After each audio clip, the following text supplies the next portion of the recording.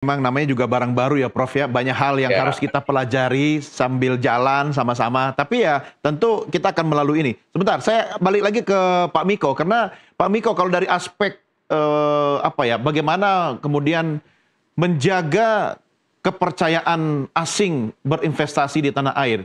Ada satu sisi presiden kemudian menyatakan take position, bertanggung jawab. Apakah Anda juga melihat bahwa ini sebagai salah satu upaya untuk tetap menjaga kepercayaan investasi masuk ke Indonesia dalam jangka panjang, Pak Miko?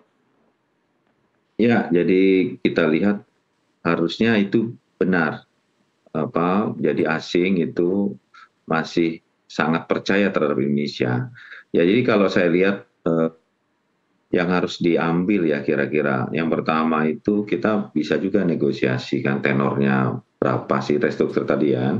Ya, Terus penyesuaian bunga. Kalau dulu benar-benar murni B2B, sekarang ada peran dari pemerintah untuk membantu itu kan harusnya eh, penyesuaian bunganya harusnya lebih rendah kan. ya, Ada jaminan dan tidak ada jaminan kan beda seperti itu ya. Kalau dulu mungkin tidak ada jaminan lebih dari 3%. Nah ini karena ini dibantu sama pemerintah harusnya bisa turun seperti itu ya kan ya. Nanti juga ada ya pembayaran bertahap dan juga tadi nanti juga ada proporsional apa namanya risikonya itu. Karena kan ini tidak murni 100% Indonesia yang berpinjam, tapi kan ada 40% dari perusahaan Cina sendiri itu kan ya kalau nggak salah namanya Beijing Yawan HSR itu kan ya HSR itu kira-kira yang bisa jadikan pertimbangan. Saya rasa asing dalam hal ini sangat percaya karena Indonesia selalu hadir seperti itu jika ada masalah-masalah yang melibatkan BUMN-nya seperti itu. ya, kita kan harus menjaga trust investor dari luar, bukan hanya dari Tiongkok kan Pak Miko. Tetapi kalau dari aspek Tiongkok sendiri, misalnya kalau kita ada tanda petik beban tenor jangka panjang, bahkan tadi Anda mengatakan bisa sampai 90 tahun, apakah itu tidak menjadi bargaining position Tiongkok lebih kuat kepada Indonesia yang kemudian terjadi barter-barter perdagangan di bidang yang lain ketika kita masih punya tanggung jawab terhadap kereta bus ini, Pak Miko? Tidak. Jadi dengan dibangunnya kereta api cepat ini, manfaatnya itu juga buat eh, pemerintah Cina sangat tinggi. Karena kita tahu hampir 80% peralatannya itu menggunakan peralatan dari Cina. Ya kan, mulai dari peralatan bornya, alat krennya, ya kan, terus launchernya untuk memasang girdernya itu dari Cina seperti itu. Bahkan banyak engineer mereka pun konstruksinya masuk di Indonesia bekerja itu. Jadi sebenarnya itu menggerakkan ekonominya Cina juga waktu itu. Jadi saya rasa dengan perpanjangan tenor dan inian bunga itu nggak ada bargaining yang lain. Saya rasa cukup di sini aja seperti itu. Itu udah cukup karena pemerintah Cina dalam hal ini juga sangat terbantu kemarin. Jadi kan ini di masa COVID ini juga apa namanya pelaksanaan proyeknya itu kan juga di pertengahan itu di masa COVID. Jadi saya rasa cukuplah tidak ada kesayap-sayap lagi perjanjian dengan Cina yang lainnya seperti itu Mas Doni Iya. kira-kira.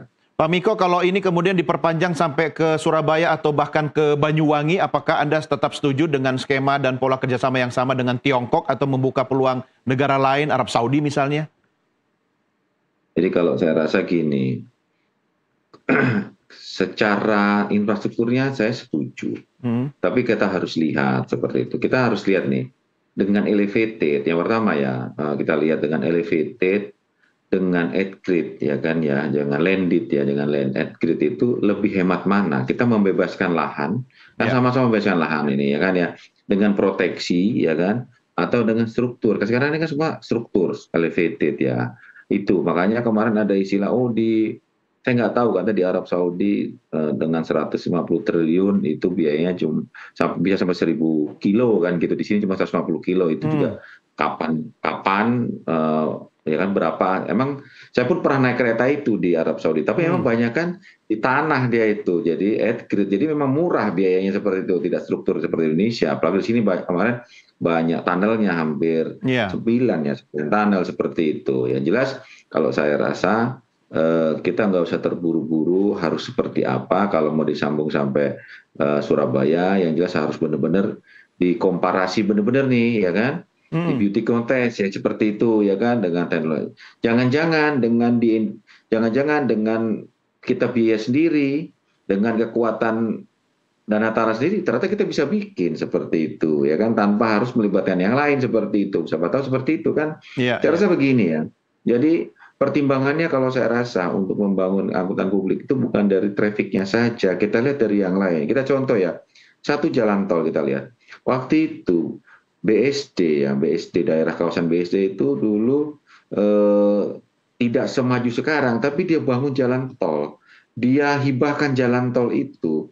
Akhirnya sekarang kawasannya maju. Nah itu kalau kita contoh itu kalau BSD-nya itu pemerintah Indonesia atau BUMN Indonesia yang membuat seperti itu kan bukan dari traffic lagi, keuntungannya dari yang lain. Iya. Kita lihat penghasilan dari WUS ini bukan dari traffic, ada dari iklan, nah, yang belum dari kawasan, pengembangan kawasan. Mungkin itu juga bisa jadi Iya, pertimbangan yang iya. akhirnya Keuntungan menjadi sosial juga kan eh, banyak. betul ya. Kalau sosial udah pasti, ekonomi sosial sudah udah Hmm. pasti sekali, itu sudah sangat Nggak apa-apa ya Pak Miko, yang sudah sekarang ternilai itu Kereta nih. Api Indonesia sama PT Inka magang dulu kan dengan proyek WUS ini. Betul. Nanti siapa tahu yang tahun berikutnya bisa mandiri, gitu kan? Kan Danantara cuannya gede, Pak. Ya, saya rasa begitu kita lihat ya. Kita lihat dulu kita tahun 2008. Itu kita lihat kereta api di Indonesia seperti apa. Hmm. Dia berubah itu mulai dari tahun 2005 sangat berubah. Ya kan dalam waktu 7 tahun berubah. Dulu mungkin Mas Doni naik kereta nggak mau. Kereta Tapi api dulu sekarang kita kereta naik kandang kereta ayam, mau Pak. seperti itu. Seperti ya. Sekarang mau. Iya, Kita ke iya. stasiun ya kan. Saya kemana-mana sekarang banyak naik kereta gitu. Ke Cirebon ya kan, ke Jogja. Saya senang naik kereta seperti itu. Jadi itu beda, stasiunnya bagus, keretanya bagus seperti itu. Itu juga saya rasa ya kalau saya rasa orang sudah ada contohnya kan seperti itu ya. Masa tidak bisa bikin sendiri asalkan seperti itu finansial kita bisa tanpa ada bantuan dari pihak Iya. asing mungkin Ya. seperti itu Mas Asal Tony. Danantaranya atau BUMN-nya jangan jadi sapi perahan ya, Pak Miko ya. Ya, saya rasa enggak lah. Jadi mereka kan sebenarnya gini, kalau di luar negeri sebenarnya BUMN ini adalah salah satu tambahan ke apa namanya tambahan devisa fiskal buat negara itu adalah BUMN. Kenapa dibentuk BUMN? Karena proyek itu supaya bisa efisien. Nah, efisien kan bisa jadi untung seperti itu. Harusnya BUMN Indonesia adalah menyuplai banyak untuk APBN seperti itu. Seperti itu kira-kira Mas Doni. Oke, baik. Saya kembali ke Prof. Harun. Prof. Harun, kalau Ya, bicara kawan-kawan. soal sampai Surabaya, sampai Banyuwangi, apakah kalau ada perbedaan teknologi dan negara investor lainnya itu bisa memengaruhi soal pelayanan dan kualitas dari aspek sipilnya, mungkin teknologinya bagaimana, Prof?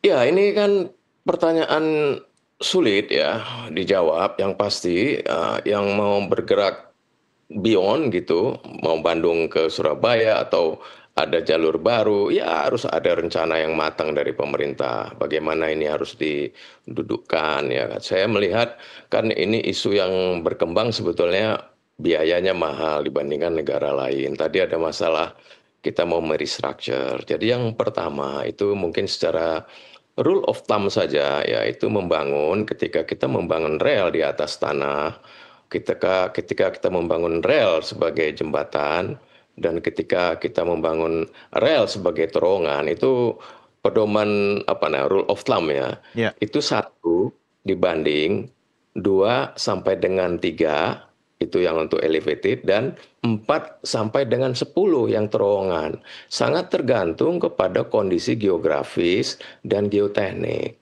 Jadi angka-angka yang ada itu silahkan dikulitin ya, nanti akan terlihat apa yang menyumbang apa gitu. Yang pasti apa-apa rel yang kita bangun sekarang di Indonesia, kita perlu belajar juga. Ternyata kita membangun LRT Jabodebek, kita membangun LRT Jakarta itu kalau hitung per kilometer lebih mahal dari kereta api cepat gitu loh. Iya. Jadi nggak usah jauh-jauh ngelihatnya. Lebih mahal pembebasan lahannya, Prof. Ya, Dan iya, ganti enggak, rugi tanah.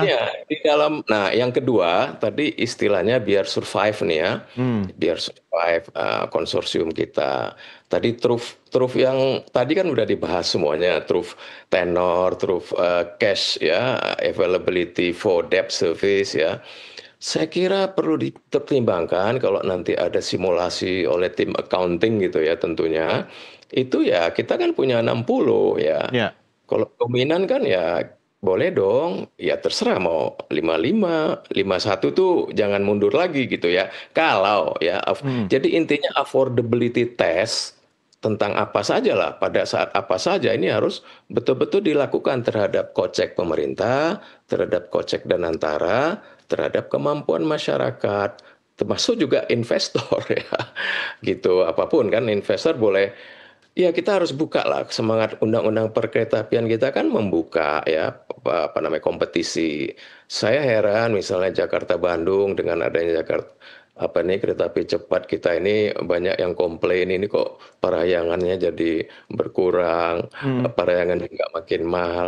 Saya kira kenapa ya kita permudah misalnya City Trans gitu ya, atau yang jago-jago travel antar Bandung Jakarta itu kasih waktu dia ngelola kereta api, gimana Ya. kita antar, ada benchmark kita, jangan PT Kereta Api saja, di waktu-waktu kosong sendiri bisa diakses dong siapa saja. Itu yang kita sebut di undang-undang multi operator. Ya. Tapi kita berani melangkah melakukan itu sampai sekarang. Jadi di ruas-ruas gemuk mestinya kita kompetisikan roda itu. Ya. Jadi itu kan memang punya pemerintah, termasuk juga kereta api cepat.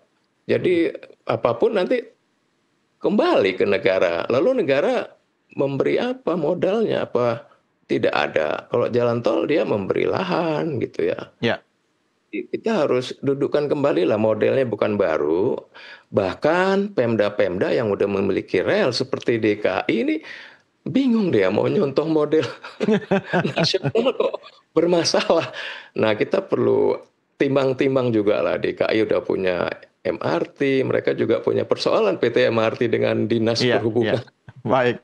Baik, Prof. Harun dan Pak Miko, kita rehat sejenak. Kita ada satu sisa segmen terakhir, tapi kita lanjutkan di segmen berikutnya. Kami segera kembali, pemirsa jangan kemana-mana.